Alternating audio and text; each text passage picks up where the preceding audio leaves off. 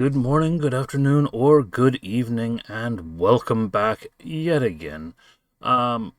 So short story time again today, and as I mentioned last time, whenever that was, today we've got a continuation. So the political story that we had involving the amulet and the ambassadors of some of the various cities, we've got a continuation of that story now for you to see what happened when the trial continued. So we're going to pick up just a few months after the initial meeting. Enjoy this one. Comment below. Let me know what you're thinking of these little stories. Do you like them? Do you not like them? Would you still rather see something else while we wait to get back to the game? Let me know and enjoy.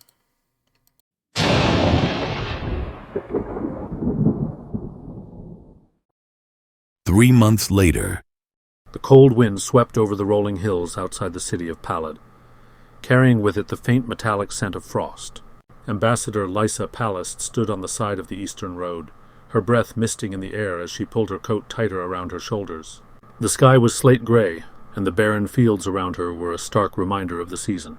Winter had tightened its grip on the land, and the city markets had been barren of fresh produce for weeks. Behind her, a sleek, coal-powered car waited, its engine idling softly. 2 attendants stood nearby, stamping their feet against the cold, while Palast's driver adjusted his scarf and checked his pocket. "Watch for the 3rd time in as many minutes." "When exactly are they supposed to arrive, Ambassador?" the driver asked, his voice tinged with impatience. Palast gave him a sidelong glance. "Patience, Harvin. You'll know when they arrive." No sooner had the words left her mouth than the air in front of them shimmered, as though a heat wave had somehow materialized in the frigid weather. The shimmer coalesced into a glowing circle of pale blue runes, and with a soft hum 5 figures appeared within it. At the forefront was Valdara Sarnai, her emerald robes glinting faintly with magical embroidery, even in the dull light of the overcast sky. Behind her were 4 members of the amulet delegation, 2 mages, a scribe, and an engineer, all carrying crates and bundles of tools. The teleportation spell faded as quickly as it had appeared, leaving the group standing on the frost-bitten road. Valdara stepped forward, her expression serene despite the biting wind. "Ambassador Palast," she said with a slight bow, her voice warm. "Thank you for meeting us." Palast smiled, though her shoulders remained tense. "Welcome to Palad, Valdara. I trust your journey was efficient?" Valdara's lips quirked upward. "As efficient as magic allows." Palast gestured toward the car. "If you'll follow me, we'll take you to the site where the circle will be installed. It's a workshop near the industrial quarter, quiet enough to avoid drawing too much attention, but close enough to the markets for convenience." "Perfect," Valdara replied, motioning for her team to gather their belongings. As the group climbed into the car, Palast slid into the seat beside Valdara. The vehicle jolted forward, and the road began to blur beneath them. Palast glanced out the window at the frozen countryside. "You picked a good time for this trial. Winter's been hard this year. The markets are struggling. No fresh vegetables, no fruit, not even decent herbs. The merchants are excited about the possibility of trade with Titan, but some are still skeptical. They've been burned before by ventures that promise too much." Valdara folded her hands in her lap, her calm expression unwavering. "The skepticism is understandable, but I assure you, Ambassador, by tomorrow evening your markets will have fresh, in-season produce from Titan. Once the circle is complete, the rest will fall into place." Palast frowned slightly, her fingers drumming against the edge of her seat. "It's not just the merchants. Some of the city council are concerned about magical interference in the economy. They're worried that reliance on teleportation could hurt local industries, caravans, shipbuilders, even rail lines. They fear progress will come at too high a cost."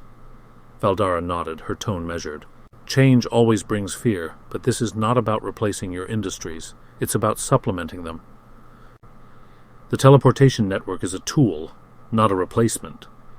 Your caravans and rail lines will still have their place, especially for bulk goods.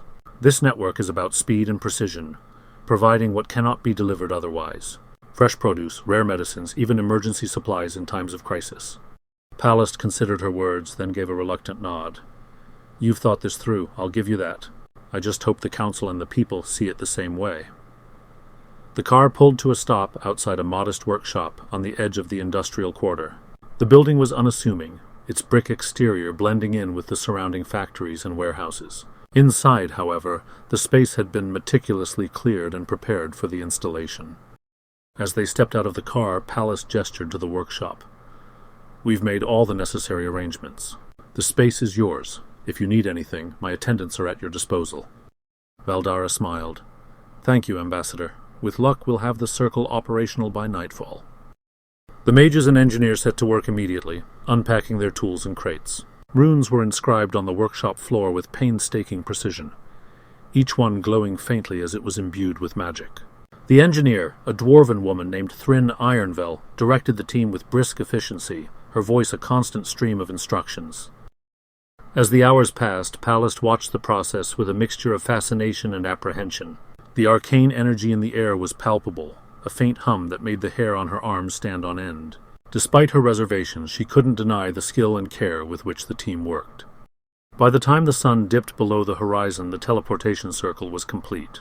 Its runes glowed softly in the dim light of the workshop, and Valdara stepped back to admire the finished product. "It's ready," she said, her voice tinged with satisfaction. "Tomorrow we'll test it with the first shipment from Titan. If all goes well, your markets will be stocked with fresh produce by evening." Pallas folded her arms, her expression thoughtful. "This could be the start of something remarkable, Valdara, but it could also set a dangerous precedent. If the people lose trust in this system, or if something goes wrong, it'll be my head on the chopping block." Valdara placed a reassuring hand on her shoulder. "I understand your concerns, Ambassador, but trust is built step by step, just like this circle.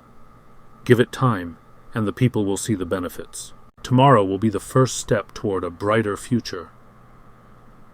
As Pallas looked at the glowing circle, she couldn't help but feel a flicker of hope amidst her lingering doubts. Tomorrow would tell whether this gamble on magic would pay off, or whether her city's fears would be vindicated.